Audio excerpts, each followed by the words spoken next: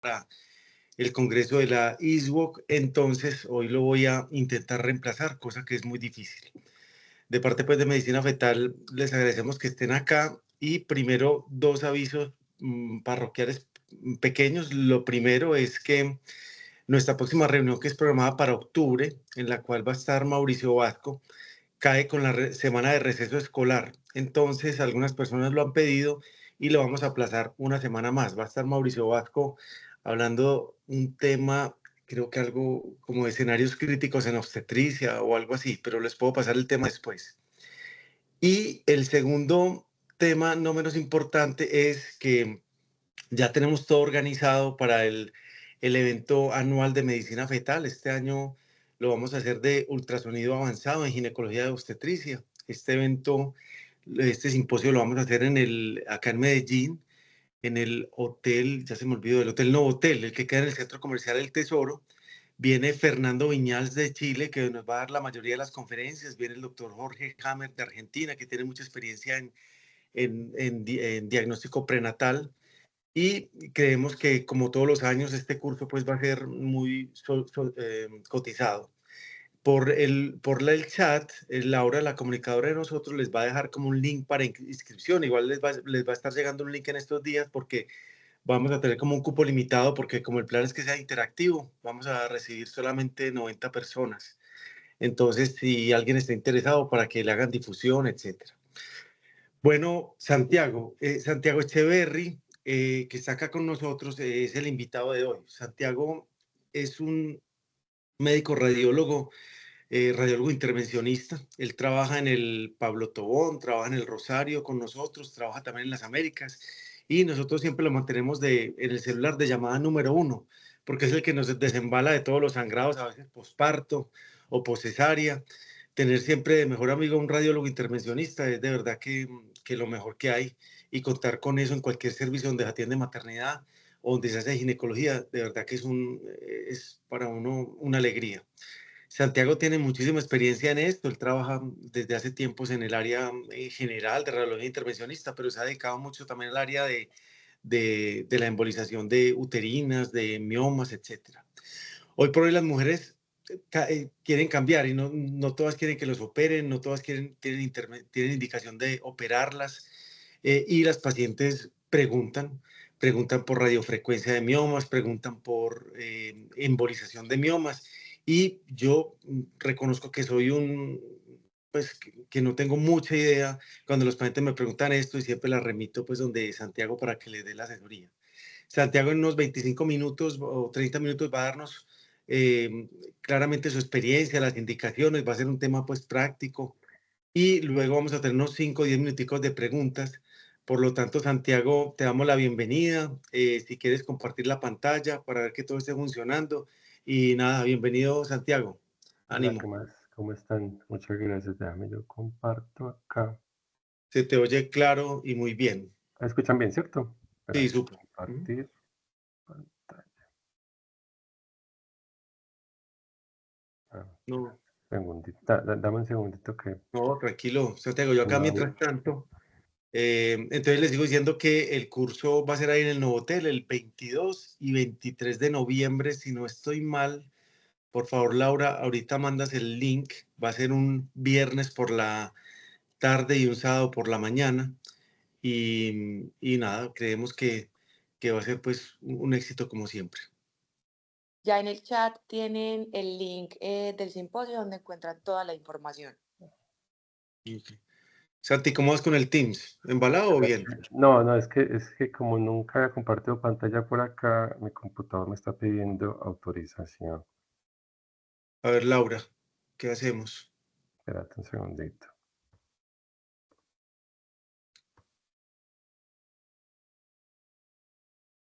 Eh, Creo que dice, uno va y pone como la pantalla. ¿Cómo es que Sí, es?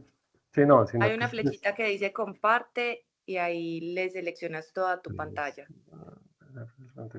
inclusive cuando uso en otras apps. No necesita permiso, Laura. Sí, eso es lo que me está pidiendo el computador, permiso. Espérate un segundito. Pero eso. Pues sí, es mi.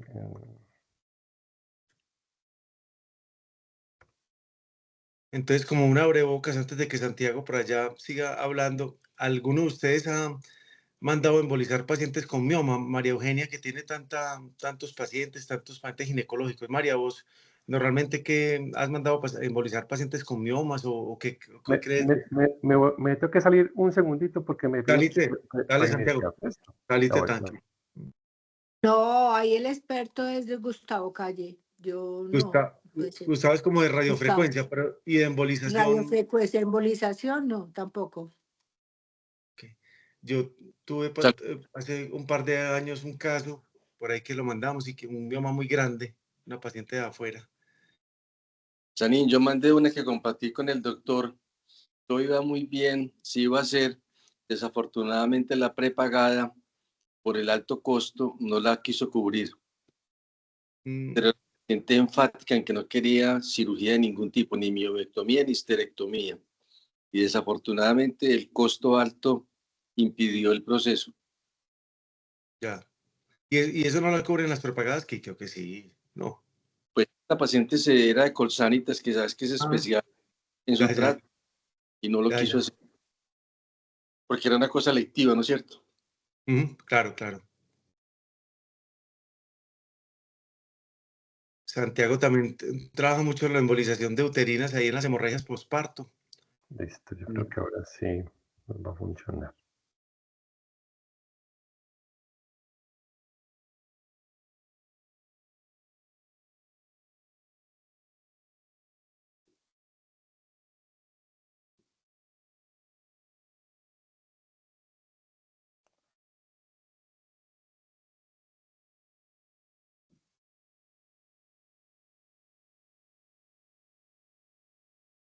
Ahí ya. Listo, Santi. Ahí Ahí está. están viendo, ¿cierto? Sí, ponerla en pantalla completa y Listo. la vemos. Ahí ya. Falta pantalla completa si se puede, pero si no, pues la Ahí, dejamos no, así. ahí lo puse ya en pantalla completa. ¿No la ven? No, vemos como pantalla compartida. Vemos las diapositivas a un ladito, las chiquiticas, No, y entonces a un espérate lado que, como la pantalla de colores. espérate que tengo que dejar de compartir y compartirlo ya completo otra vez. Entonces pantalla completa. Pantalla completa. Listo, yo creo que Sí, ahí ahí sí. estamos viendo la de nosotros. Listo. Ahí se Ahí ve sí. esa. Ahí sí se ve súper bien. Listo, Listo. Santi, bienvenido. Perfecto. Y qué pena pues el tema No, tecnológico. tranquilo, es que era aquí en mi computador porque necesitaba el permiso. Eso que Bueno, son listo. más. Sí, págale, Sí, chao. sí. Listo, bueno, entonces, muchas gracias por la invitación. Hoy queremos pues como hablar de la embolización uterina en patología benigna. Y cuando uno habla pues, de patología benigna, pues tenemos todo esto, tenemos miomas, adenomiosis, malformación arteriovenosa o como ya lo llaman, vascularización perimetral aumentada, embarazo ectópico, acretismo placentario y hemorragia postparto. Pero pues la solicitud específica era más que todo en miomas, entonces nos vamos a centrar en miomas y en adenomiosis, que muchas veces coexiste con la enfermedad miomatosa. Entonces solo vamos a centrar en enfermedad miomatosa y en adenomiosis. Pero aquí quiero pues como hacer como un hincapié en, como en la sinergia que debe haber entre los grupos de ginecología y radiología intervencionista, pues como en este tema en especial, porque es importante, ¿cierto? El trabajo interdisciplinario siempre va a buscar como la mejor opción para cada paciente y cuando más gente piensa, creo que siempre se encuentra como la mejor opción para ellos. Entonces, importante pues como esta sinergia para buscar siempre lo mejor para los pacientes.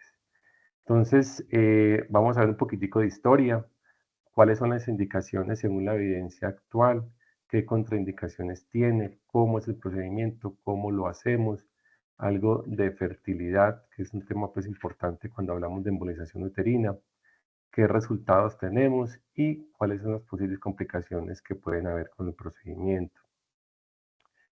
Es algo de historia. Cuando uno habla de embolización es que se haya un émbolo y que este se desplace y se aloje en algún territorio del torrente sanguíneo. Listo, puede haber una embolización natural en los pacientes, por ejemplo, el tromboembolismo pulmonar, que viaja un trombo, ya sea de los miembros inferiores o miembros superiores o de otro lugar hacia los pulmones. Es una embolización natural. o la embolización terapéutica, que es cuando hacemos una oclusión selectiva de un vaso con agentes ya sea embolizantes temporales o permanentes por vía endovascular. La embolización uterina no es nueva, pues eso ya lleva ya años en el mundo. Inclusive pues desde 1990 realizaron la primera embolización uterina en Francia, pero fue hasta el 95 cuando sale el primer reporte de embolización uterina para tratamiento de miomas en Estados Unidos por Rabina et al. ¿Cierto? Entonces aquí vemos, por ejemplo, en la imagen de bactolicina eosina, no tengo cómo señalarles, pero aquí pueden ver como la arteria, las paredes de la arteria y adentro un émbolo, un trombo, y en la chiquita que al lado, vemos cómo están las paredes de la arteria y adentro, en la mitad de ese moradito, eso es una esfera de embolización, que eso es lo que utilizamos para producir la oclusión del vaso. Entonces, ya llevamos, con este procedimiento, ya vamos a cumplir 30 años y es importante pues que es como toda la trayectoria que llevamos en embolización. Esas son las guías de varias sociedades científicas actuales pues que hay. Entonces empezamos por las más viejas, digamos, las guías de la sociedad inglesa, que son del 2013, que ellos hablan de que la indicación son pacientes con miomas sintomáticos que coexistan con la adenomiosis o que tengan una contraindicación o que no lo deseen o que no deseen la cirugía o que la cirugía no se pueda realizar por alguna razón. La Sociedad de Radiología Intervencionista de 2014, SIR, ellos solo hablan de la indicación de miomas sintomáticos. La Sociedad de Radiología Intervencionista Europea, que es la de arriba, que se llama la CIRSE, del 2015, hablan de miomas sintomáticos como indicación o parte de pacientes como manejo paliativo que tengan enfermedad miomatosa sintomática. O también se puede considerar en pacientes que desean quedar en embarazo y la miomectomía no está contraindicada, pero que la embolización no sea la primera elección. Y la Sociedad de Radiología Americana, la ACR, en el 2017 habla que las indicaciones serían pacientes sintomáticos en edad media o en edad pues, reproductiva, que tengan múltiples miomas y que no deseen quedar en embarazo en el futuro, pero quieren conservar el útero. O un mioma único de menos de 3 centímetros con adenomiosis o un mioma subseroso pedunculado fibroso, o un mioma subseroso pedunculado en edad media de las mujeres. En resumidas cuentas, o sea, la indicación clara actual es una miomatosis uterina sintomática, ya sea por sangrado, por sangrado uterino normal o dolor, o también en algunos casos síntomas compresivos que tengan deseo de preservar el útero y que la parte de fertilidad no sea un tema a considerar en ese momento.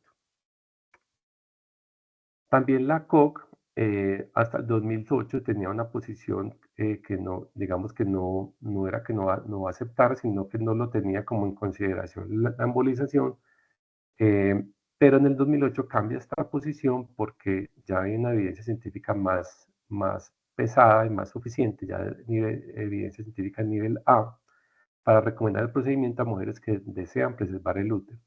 Y en el 2021 saca como una actualización, donde abro comillas, dicen, la embolización uterina se recomienda como un procedimiento intervencionista para tratamiento de miomas uterinos en pacientes que desean preservar el útero, teniendo en cuenta con la paciente la data insuficiente actual para fertilidad.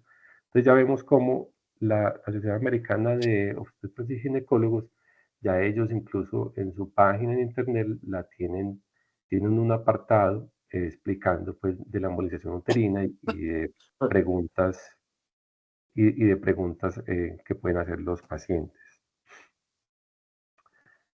Contraindicaciones para el procedimiento. Tenemos unas contraindicaciones referentes con la paciente, entonces tenemos unas contraindicaciones absolutas. Embarazo viable, pues no se puede hacer una embolización.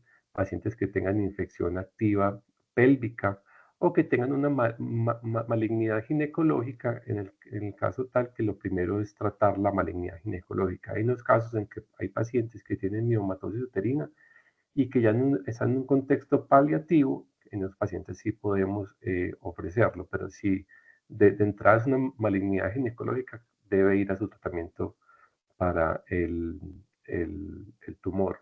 Y las contraindicaciones relativas, pacientes con coagulopatía, pacientes que tengan antecedentes de reacción severa al medio de contraste, pacientes con disfunción renal porque usamos medio de contraste, pacientes inmunosuprimidos porque vamos a crear una isquemia en el útero y esa isquemia en el útero, con un paciente inmunosuprimido puede tener mayor predisposición a infección, pacientes con endometritis crónica, antecedentes de radioterapia pélvica previa, y el paciente con dispositivos intrauterinos no se considera como tal una contraindicación, aunque sí lo ponen porque se puede hacer. O sea, hay que tener ciertas consideraciones con el paciente, pero se puede hacer, incluso no hay que retirarlo antes del procedimiento. Y hay unas contraindicaciones referentes a la anatomía. Entonces, aquí está la clasificación de FIGO de miomas. Les hablan de unos miomas subserosos pedunculados con un tallo menor al 50% del tamaño del tumor. O sea, un FIGO 7 con un tallito muy pequeño, el riesgo que hay es que cuando uno hace la embolización, hay una necrosis de ese mioma y el mioma se puede desprender del útero. Entonces puede quedar libre en la cavidad abdominal, en la cavidad pélvica, y con esto pues puede llevar a un proceso infeccioso abdominal. Los miomas submucosos pedunculados con tallo pequeño igual, pero estos, a diferencia de los otros, caerían a la cavidad endometrial o un mioma intracavitario. El problema con estos dos casos, digamos que se pueden hacer, pero hay que tener esa consideración que puede haber una liberación del mioma y salir a través del canal vaginal. Mioma de gran tamaño que causa síntomas compresivos, digamos que es una contraindicación también relativa porque, o sea, se puede hacer el procedimiento, pero el beneficio como tal para la paciente se va a demorar más porque esperamos que el tumor empiece a disminuir. Entonces los síntomas que son los que aquejan la paciente, que tenga infección urinaria o que tenga dolor por compresión, no van a mejorar inmediatamente. Entonces, por eso estos pacientes, si se puede hacer otro método, es mucho mejor para ella. O la presencia de una nutrición arterial común al útero y a los ovarios. Eso hay que tenerlo en cuenta cuando se hace la angiografía previa a la embolización, porque debemos de aislar, digámoslo así, en cierta medida, la arteria o las arterias ováricas que salgan de la arteria uterina para no embolizar los ovarios y que el agente embolizante solo se vaya hacia el útero.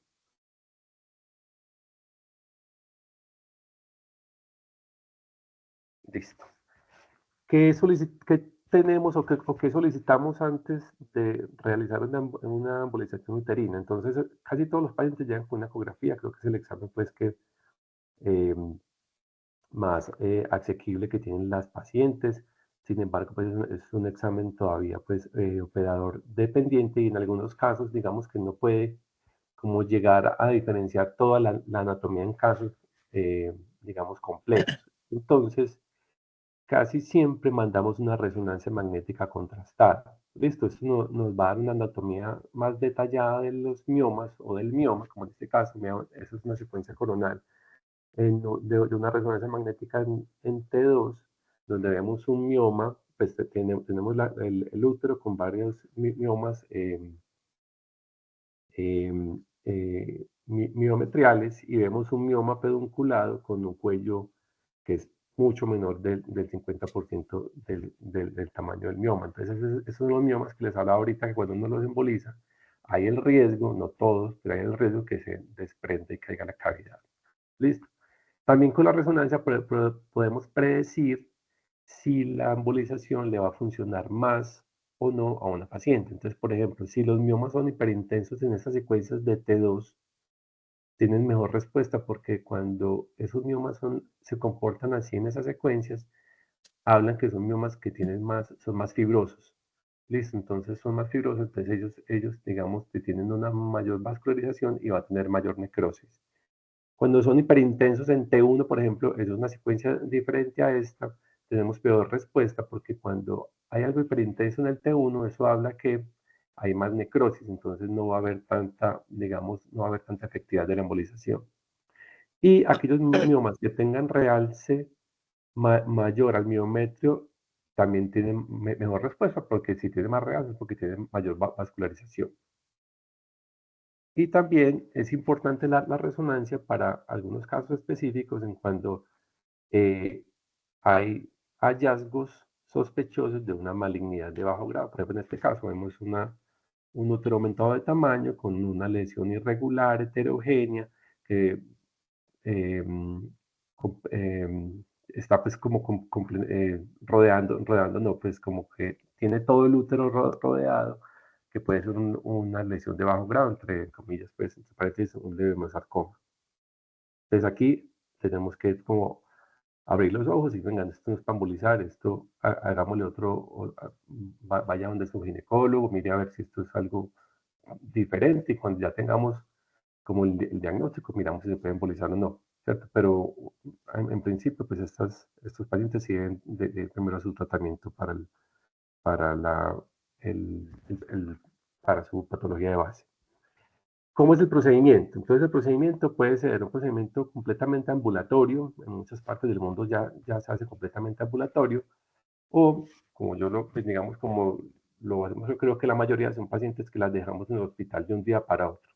Listo, los americanos hablan de overnight admission, entonces son pacientes que se quedan de un día para otro, más que todo para el tratamiento del dolor. Listo, lo hacemos en un equipo de angiografía con sustracción digital. Creo que la mayoría de los hospitales de tercer y cuarto nivel contamos con angiógrafos. Es un procedimiento que se hace con anestesia local y con sedación. Es muy importante la premedicación analgésica porque digamos que algo que es muy que a todas las pacientes van a tener es el dolor posterior al procedimiento. Entonces sí es muy importante premedicarlas. Usamos antibiótico profiláctico, usamos antiemético y esteroide intravenoso antes del procedimiento, y puede ser por vía transfemoral, un cateterismo por vía femoral o por vía transradial últimamente. Y estos transradiales son pacientes que, como ven en esta sala de espera, así son ya las salas de espera de cateterismos transradiales. El paciente se recupera en una silla y a la 1 o a las 2 horas se puede ir para la casa. Sin embargo, miomas, como tenemos digamos, el tema del dolor posterior, eso sí tiene que tener como una muy buena asesoría, un muy buen manejo posterior del dolor para poder ser enviados para la casa en el mismo día. Este es el procedimiento como tal. Entonces tenemos un acceso, en este caso un acceso femoral, hacemos un abordaje femoral común y corriente como para cualquier cateterismo de cualquier arteria. Avanzamos un catéter, por el mismo lado podemos hacer los dos lados, vamos hasta la arteria hipogástrica, primero del lado izquierdo, encontramos la arteria uterina con el catéter, avanzamos hasta la arteria uterina más allá de la porción horizontal de esta, y cuando ya estamos, digamos, casi que hacia el interior de la arteria uterina en el útero, empezamos a inyectar unas esferas o unas partículas. Esas esferas o partículas viajan y dependiendo del tamaño, esas esferas se van a ocluir los vasos que queremos ocluir con el tamaño de las esferas. Entonces aquí ya buscamos es una isquemia que es microarteriolar, o sea, no tan distal completa ni muy proximal, es un tamaño intermedio. Esto es como para mostrarles también cómo es el tamaño de la esfera con el tamaño de un glóbulo rojo, como la diferencia que hay. Es así, cuando ya hay una disminución de la vascularización, el tamaño del mioma empieza a disminuir de tamaño. Y esto es el procedimiento como tal. Hacemos el lado izquierdo y después por el mismo procedimiento hacemos ya el lado derecho. ¿Y qué utilizamos? Entonces utilizamos, como les dije ahorita, esferas, que son estas que están aquí al lado superior derecho, al lado del catéter amarillo, son estas bolitas como moraditas, esos son hechas de tisacril, es como una gelatina, unas esferitas que son compresibles.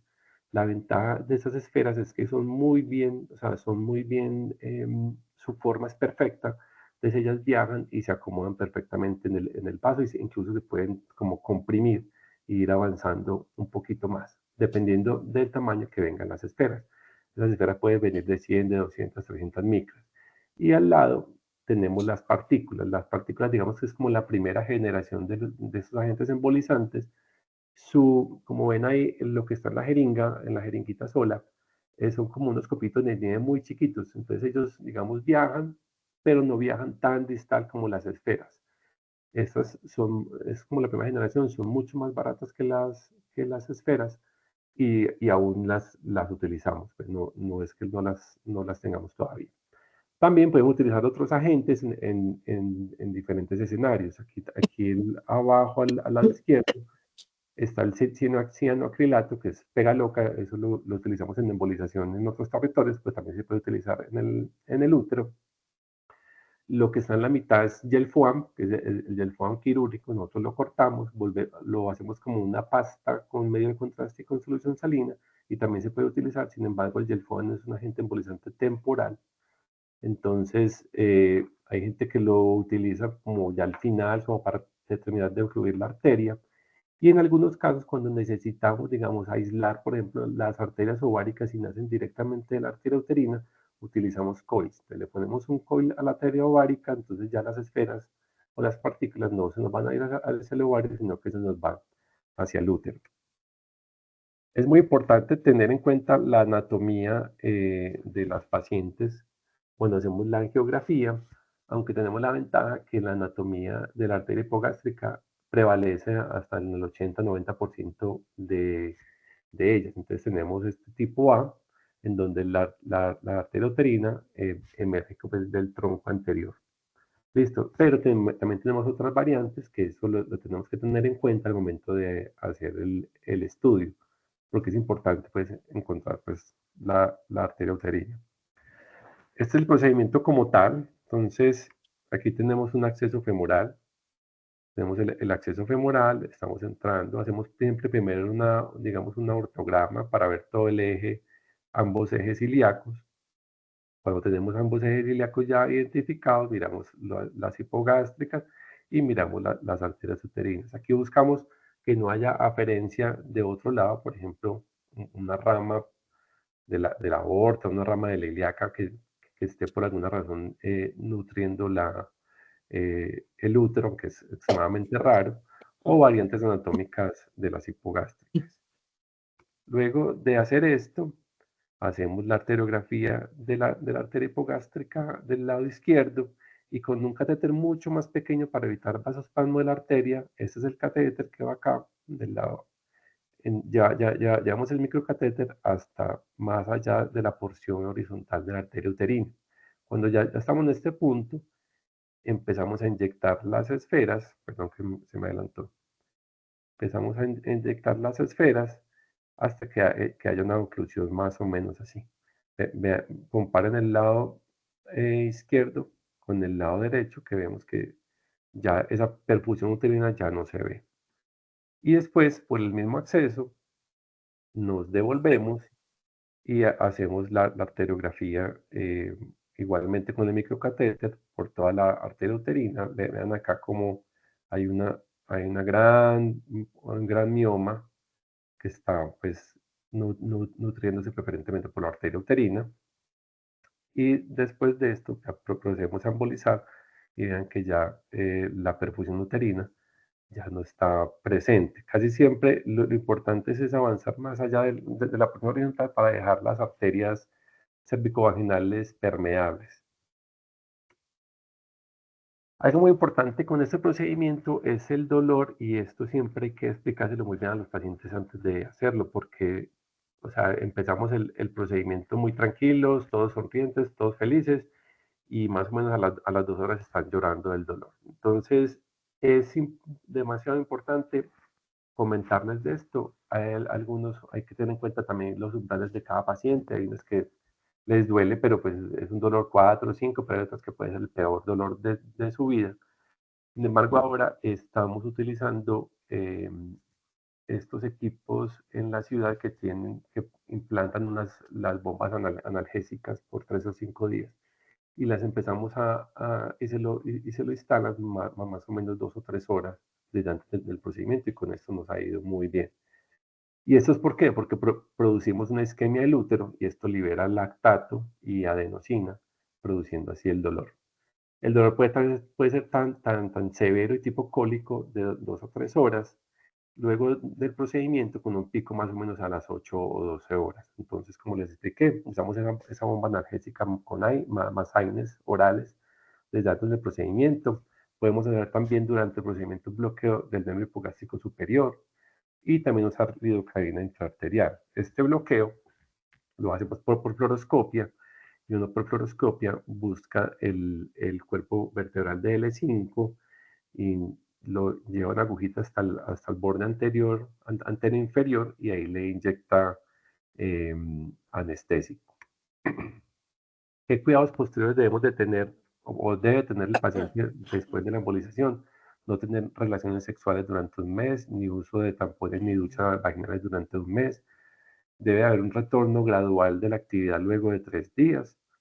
Hay que contarles que puede haber un síndrome posembolización. Este síndrome es un síndrome que puede aparecer, es muy frecuente, aparece más o menos el tercero, cuarto o quinto día y es náuseas, puede haber náuseas, vómito, malestar general y leve fiebre. Y el manejo de esto es manejo sintomático. Puede haber también una secreción vaginal anormal de color gris o café, porque eso es que el mioma, más que todos los miomas submucosos, ya están necróticos y pueden haber salida de ellos a través del canal vaginal. Y casi siempre estos pacientes pueden retornar a sus labores después de una semana. ¿Qué resultados tenemos?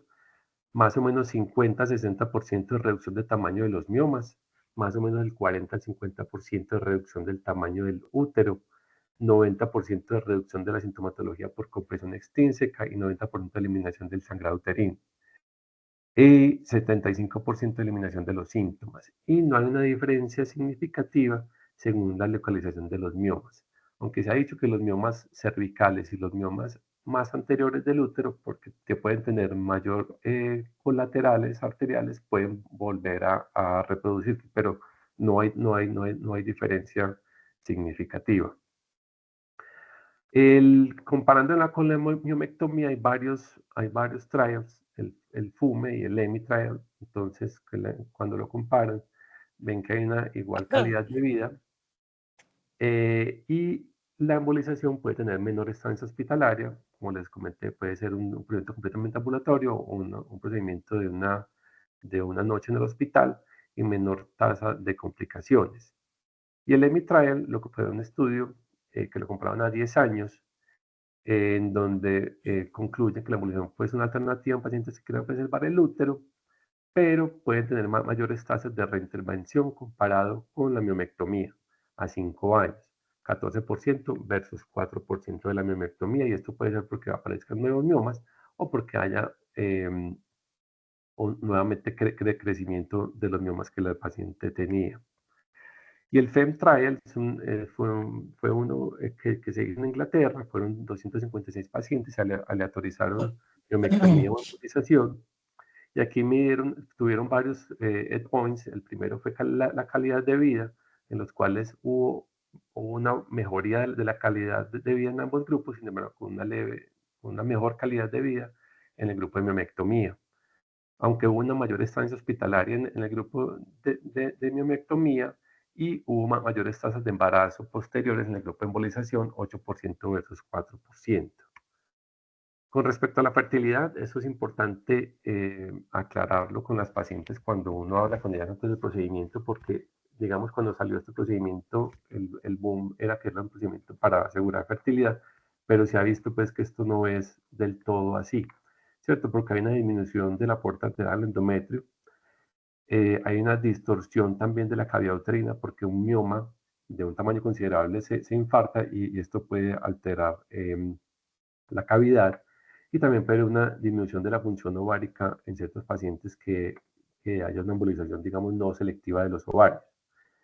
Y es por esto que se ha encontrado que la miomectomía tiene mayor tasa de embarazos, 75 versus 50%, y menor tasa de abortos, 23 veces 64%, comparado con la embolización.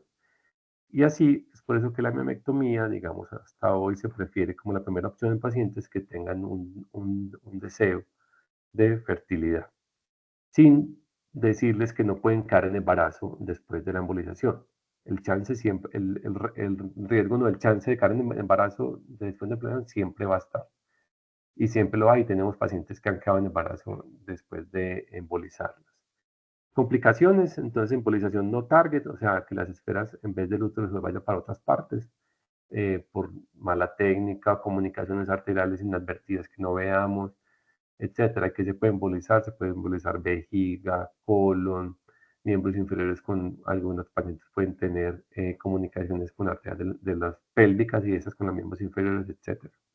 El síndrome por embolización, que ya se los expliqué, aunque no es una complicación, hay que tenerlo en cuenta con los pacientes. Endometritis transitoria, infección uterina o infección de los miomas, porque esto hay una isquemia uterina y una isquemia de los miomas, y esto es un ambiente, digamos, como propicio para que las bacterias del canal vaginal asciendan y produzcan infección. Expulsión transcervical de los miomas, esto puede pasar, como en este caso yo les voy a mostrar, o una falla ovárica prematura, que es muy importante diferenciarlo de la menorrea transitora por el procedimiento. Estos pacientes pueden quedar 2 o 3 ciclos con irregularidades menstruales, pero la mayoría vuelven a su regularidad menstrual.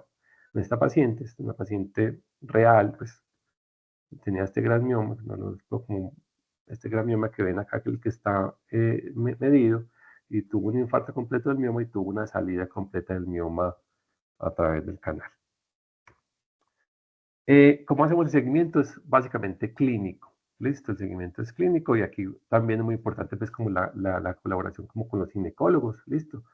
Y le solicitamos más o menos una resonancia a los 6 o a los 12 meses, aunque en teoría tampoco habría si hay una mejoría clínica de la sintomatología que refería a la paciente, incluso no la necesitaría, pero para efectos, digamos, como para ver la evolución, hacemos una resonancia. Siempre 6 o a 12 meses. Vean en este caso, en este paciente con varios miomas, y ya vean en el lado derecho cómo los miomas se ven ya completamente infartados y han reducido su tamaño en forma considerable. Y pues les voy a hablar un poquitico de adenomiosis, porque la embolización últimamente ha emergido como un procedimiento que también puede funcionar en pacientes con adenomiosis. El tratamiento, esto pues ustedes lo saben mucho mejor que yo. Digamos que en adenomiosis, según lo que entiendo, no hay, digamos, un tratamiento completamente dirigido hacia esto. Primero se empieza con el tratamiento médico, y hay varios procedimientos que se pueden realizar para los pacientes. Y aquí tenemos la embolización y el HIFU, que es la fulguración con ultrasonido de alta frecuencia, pero nos vamos a enfocar principalmente con la embolización. Pero con respecto a la adenomiosis, a la fecha no hay estudios randomizados controlados comparando la embolización con otros métodos de tratamiento. Sí hay muchos reportes de series de casos, digamos que con buenos resultados. Y con resonancia magnética se ve que hay una disminución del volumen uterino y hay áreas de vascularización uterina. Estos dos autores, en varios metaanálisis, demostraron una mejoría sintomática hasta el 83% de los pacientes, con una mejor respuesta en pacientes que tienen tanto concomitantemente adenomiosis y concomitantemente miomas uterinos. Sin embargo, hay una intervención secundaria hasta el 13% de los pacientes, que casi siempre es la histerectomía para el tratamiento de la adenomiosis. Esto es para mostrarles pues como la mejoría tanto a corto plazo como a largo plazo, que incluso puede llegar hasta en corto plazo 94%. Y estas son las imágenes de los pacientes, donde vemos acá en estas dos primeras imágenes, vemos una secuencia, un sagital potenciado en T2, y la de la mitad es post-contraste. Vemos como la apariencia clásica de la adenomiosis. Hay una pérdida, un aumento de la zona de unión con las áreas quísticas, y vemos como en la secuencia de angioresonancia a la derecha, vemos como una vascularización tanto por arterias uterinas como por arteria ovárica izquierda. Si vemos ahí al lado de la aorta, baja la arteria ovárica, que es la típica pues en sacacorchos hacia el útero.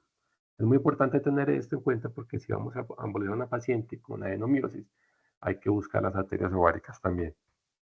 Y esto es la resonancia magnética posterior a la embolización. Vemos que hay una disminución del tamaño del útero en esta secuencia sagital en T2, y vemos que después del contraste hay un completo infarto del área de adenomiosis de la paciente. En conclusión, con respecto a la embolización de miomas, la embolización uterina para miomas tiene ahora nivel de evidencia A y está aceptada como manejo de la patología en diferentes guías, obviamente con las indicaciones precisas y teniendo en cuenta la fertilidad. Los pacientes sintomáticos que deseen preservar el útero y no tengan deseos de fertilidad, la resonancia magnética previa es fundamental para la adecuada planeación del procedimiento y un trabajo interdisciplinario fundamental para el adecuado abordaje de estas pacientes. Y con respecto a adenomiosis, el nivel de evidencia actual aún es pobre, pero sin embargo los datos a la fecha son promisorios. A hoy, la mayoría de pacientes con adenomiosis presentan neuría sintomática luego de la embolización, pero hay un sesgo en los datos de todos estos reportes de casos debido a que puede haber coexistencia con miomatosis y con endometriosis. Entonces, no se sabe en estos pacientes qué es lo que los mejora, si el dolor viene por la miomatosis o por la adenomiosis o por la endometriosis. Bueno, esto es lo que les quería presentar el día de hoy. Preguntas o dudas que tengan, con mucho gusto. Pues Santi, muchas gracias. Yo creo que nos quedó muy claro las indicaciones, nos quedó muy claro la forma de hacerlo. Aparentemente es pues un procedimiento que es bien tolerado por lo que dices. En la experiencia, Santi, que tienen ustedes con la miomatosis, pues, ¿cómo, si no sé si la tienes cuantificada o cómo crees que les ha ido subjetivamente a las pacientes? ¿O cuál es la serie más grande que hay publicada de eso, por decirlo así? No, o sea, es que esto en el mundo es un procedimiento, o sea, en Estados Unidos y en Europa es un procedimiento demasiado frecuente, ¿cierto? Incluso hay centros, pues, ya solo de embolización uterina. En Estados Unidos hay centros que son centros completamente ambulatorios de embolización uterina, ¿cierto? Porque digamos que en pacientes seleccionados que tengan, pues, como esas características que les mostré, el resultado son muy buenos, ¿listo? Y como tú dijiste al principio, las pacientes cada vez leen más, buscan más y algunas no quieren que las operen. Entonces, digamos que ahí, pues, no me acuerdo si era como al 2010, series de casos de 100.000 embolizaciones, pues eso es una Sí, sí, cosa una cosa grande, pues. Sí, sí, sí. grandísima, sí. Estados Unidos y Europa hay centros gigantes de embolización, como te digo, hay centros que solo hacen embolización uterina. ¿Y por qué crees que esto no es tan popular? Porque nosotros los ginecólogos no remitimos las pacientes para eso. ¿Crees que hay dificultades para la facturación? Yo creo que el sistema, pues el procedimiento, pues si tú lo comparas con digamos, con una histerectomía es mucho más costoso y para una EPS eso no le sale, pues realmente no le sale. Una embolización uterina puede estar alrededor de 15, 16 millones de pesos actualmente, pues como con todo, pues, ¿cierto? Y no sé cuánto valga una histerectomía, pero creo que debe ser menos, ¿cierto? Entonces yo creo que también es por eso.